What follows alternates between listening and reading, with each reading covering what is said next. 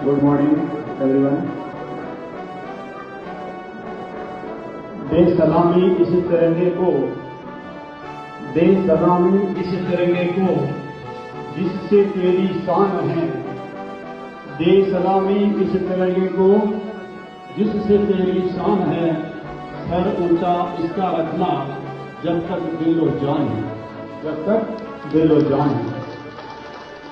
यौम आजादी के जश्न के मौके पर सजे इस मंच पर तशरीफ फरमा राजस्थान सरकार के पूर्व राज्य मंत्री और शिव के पूर्व विधायक माननीय अमीन खान साहब, पधारे हुए सभी मेहमान, इस विद्यालय के सभी स्टाफ, संस्था प्रधान और प्यारे बच्चों, मेरे से पहले पूर्व वक्ताओं ने गागर में सागर भर दिया और रही कोई छोटी मोटी बात थी वो अमीन साहब ने अपने शब्दों में बयान कर दी। मैं तो इतना ही कहूंगा कि यहां आकर के मेरा दिल बड़ा गदगद हुआ है, मुझे बहुत बड़ी खुशी मिली है। मैं जो बच्चों ने प्रोग्राम किया उसको देख के बड़ा खुश और गौरवान्वित महसूस करता हूं अपने आप को, तो मैं बहुत ही अच्छी और नई जगह पे लगा हूं। जब कोई पत्थर झाड़ू पत्थर बन जाता है या कोई मूर्ति का रूप लेता है, उसके पीछे जो पत्थर को तराशा जाता है, उस कारीगर से पूछो कि उसने पसीना कितना बहाया है, उसने कितनी मेहनत की है। तो इस संस्था प्रधान के, संस्था के जो भी स्टाफ थे, उन्होंने बच्चियों को यहाँ काबिल बनाने के लिए कितनी मेहनत की है, उसके लिए उन जो भी स्टाफ है, हमारे भाई और हमारी बहनें, उनको भी मैं दिल से सलाम करता हूं, उनको बधाइयां देता हूं कि आपने दिल से मेहनत की और बच्चों को काबिल बनाया। इसके साथ साथ भाई रहमान खान, आपका और प्रधान साहब की शुक्रिया, और माननीय अमीन खान साहब जिसने जंगल में मंगल का रूप दे करके ये आपके सामने इतना बड़ा भवन, मैं आपकी शान में इतना ही कहूंगा कि ये चमक सूरज की नहीं, ये चमक सूरज की नहीं तेरे किरदार की है। ये चमक सूरज की नहीं तेरे किरदार की है। ये चमक सूरज की नहीं तेरे किरदार की है। जिधर भी चले आप संग कारवा चले, जिधर भी चले आप संग कारवा चले। ये बात गुरु की नहीं, ये बात एतबार की है, ये बात एतबार की है। समय बहुत हो गया है, मैं लंबी चौड़ी बात नहीं करके इतना ही कहना चाहूंगा। यहाँ जितने भी मेरे भाई विराजमान हैं, आप अमीन साहब के शब्दों पर गौर करें। उन्होंने बताया कि समय बड़ा बलवान है, जो समय की कदर नहीं करेगा समय उसको पास कर देगा, मतलब साइड में कर देगा।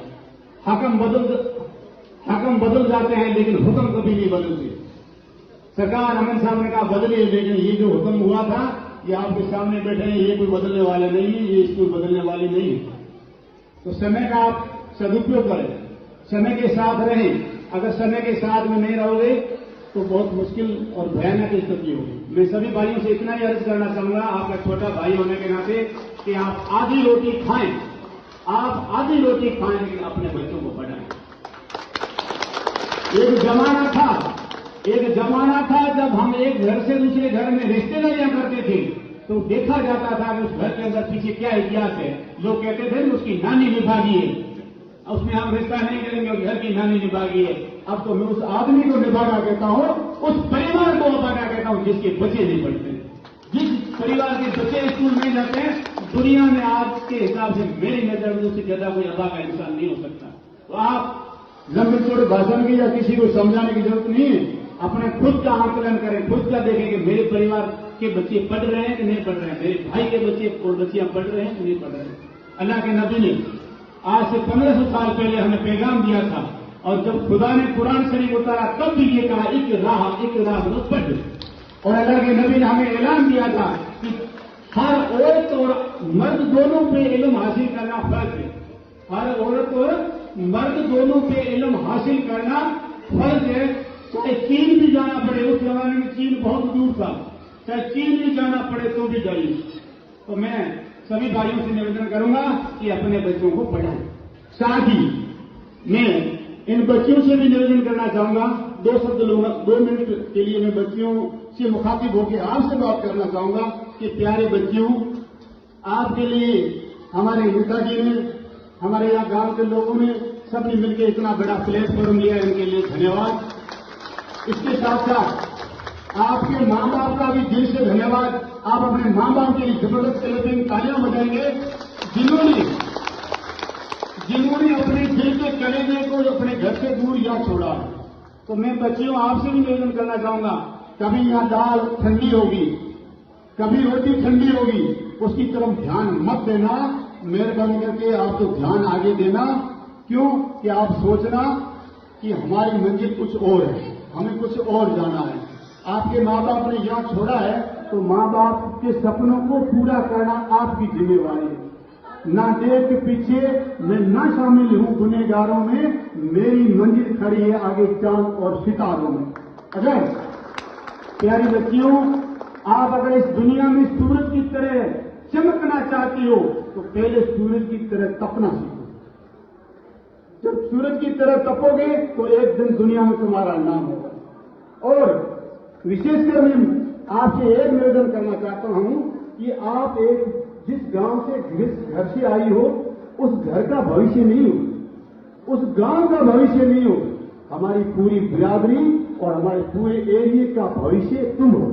क्यों कि अगर तुम पढ़ लिख करके अगर महान बन जाओगी तो बाहर परिवार में भी ये आवाज आएगी कि फला आदमी की बच्ची पढ़ करके महान बनी, अब हम बच्चियों को भी पढ़ाएंगे। और अगर तुम यहां पढ़ करके अपने रास्ते से विचलित हो गए तो कोई माँ बाप अपनी बच्ची को घर से दूर नहीं भेजेगा।